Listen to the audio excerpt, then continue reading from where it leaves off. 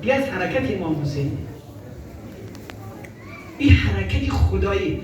آقا بعضی ها میگن آقا با تو هم من کار به سیاستی کسی ندارم و نداشتم و نخواهم داشت.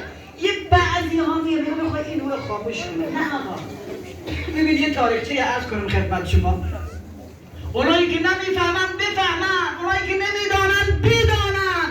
آقا خلیفه بنی عباسی متوکل 17 بار زمین کربلا را شوخ و زدین قلبه کرد که نامی از حسین باقی نماند. دیدن که نمیشه آب بسته کردن. خوبی هم نشد. خب چیکار کردن؟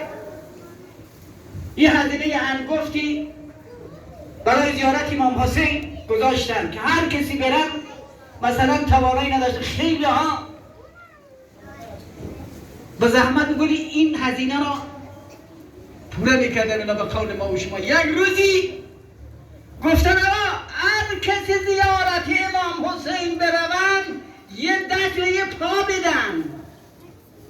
همه خوشحال می آمدن دستش قطع میکردن.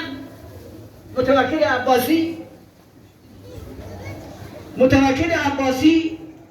قطع میکردن